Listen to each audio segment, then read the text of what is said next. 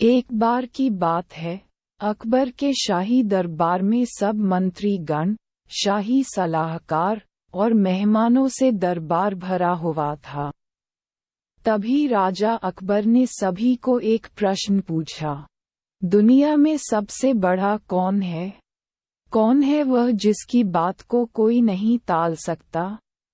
तब सब ने अपनी अपनी उत्तर राजा के सामने पेश किया।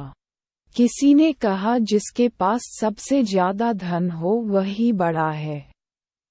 किसी ने कहा जिसके पास अमूल्य रत्न और मणि माणिक्य और हीरे जवाहरात हो वह सबसे बड़ा होता है। किसी ने कहा जो सबसे ज्यादा ताकतवर हो वही सबसे बड़ा होता है। बीरबल सबकी बातें सुन चुपचाप बैठा था। तभी राजा ने बीरबल से पूछा, बीरबल तुम्हारी नजर में कौन है सबसे बड़ा? बीरबल कुछ देर चुप रहा और तपाक से उत्तर दिया कि महाराज बालहट ही सबसे बड़ा होता है और नामुमकिन सा कार्य होता है उसकी ही चलती है। वह जो कहे सबको मानने ही पड़ता है। बच्चों के जिद के आगे कोई सुरमा टिक नहीं सकता। बीरबल का ये बात सुनकर राज्यसभा में हंसी के फव्वारे गूंजने लगा। सब जोर जोर से हंसने लगा। राजा भी अपनी हंसी को रोक नहीं पाया। सबने कहा, ये कैसा जवाब हुआ? एक बुद्धिमान आदमी ऐसा जवाब तो कभी नहीं दे सकता। सबने बीरबल की मजाक उड़ाने लगा। तब राजा अकबर ने बीरबल से कहा, तुम अपनी बात को कैसे प्रमाणित करोगे? अगर तुमने मेरी मजाक उड़ने के लिए ये जवाब भरी सभा में दिया है, तो तुम्हें कठोर सजा का भागी बनना पड़ेगा। राजा अकबर ने बीरबल से कहा कि बच्चों को मनाना इतना भी कठिन काम नहीं है। अगर वे ना माने तो थोड़ा डांट डपट कर उन्हें शांत किया जा सकता है। तब बीरबल ने अपनी बात को साबित करने की ठानी। उन्होंने राजा के सामने एक शर्त रखी। उन्होंने कहा कि वह इस बात को सिद्ध कर सकते हैं कि बालहट से निपटना बहुत मुश्किल होता है। वहीं बीरबल इस बात से परिचित थे कि बच्चों के मासूम सवालों और जिद को पूरा कर पाना बेहद मुश्किल होता है। अगले ही पल बीरबल ने एक छोटे से बच्चे को महाराज के सामने ला कर रख दिया। जैसे ही राजा अकबर ने उसे छूने की कोशिश किया, बच्चा चिल्लाने और रोने लगे। राजा ने उन्हें मनाने के लिए उन्हें अपनी गोद में उठा लिया। बच्चा गोद में बैठकर राजा की लंबी मूंछों से खेलने लगे।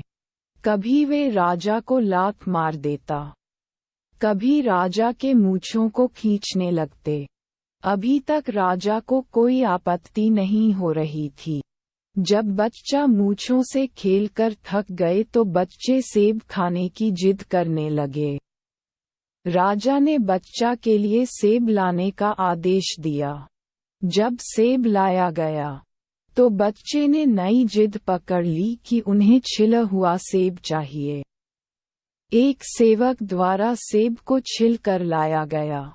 अब बच्चे जोर जोर से चीखने लगे कि उन्हें सेब छोटे छोटे टुकड़ों में कटा हुआ ही चाहिए।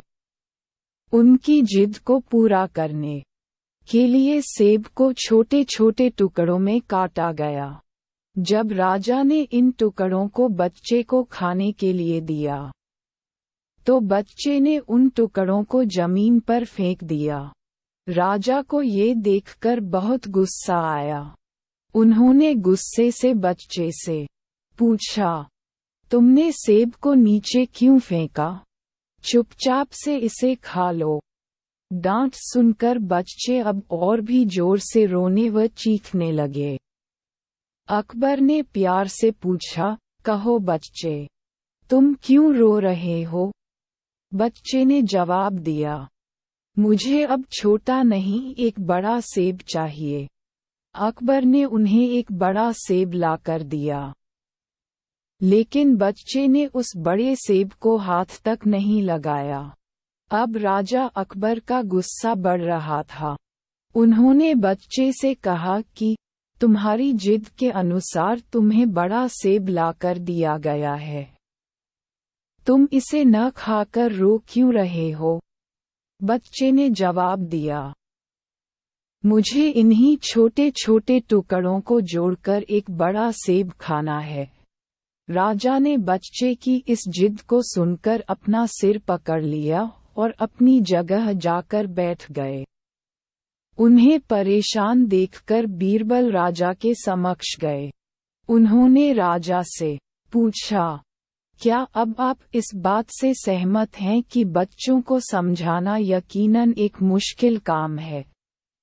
राजा ने हाँ में सिर हिलाया और बीरबल को देख मुस्कुराने लगे। राजा बीरबल के इस बात से सहमत हो गए कि बालहठ के आगे कोई सुरमा टिक नहीं सकता, और बड़े से बड़े सुरमा बालहठ के आगे कुछ भी नहीं है।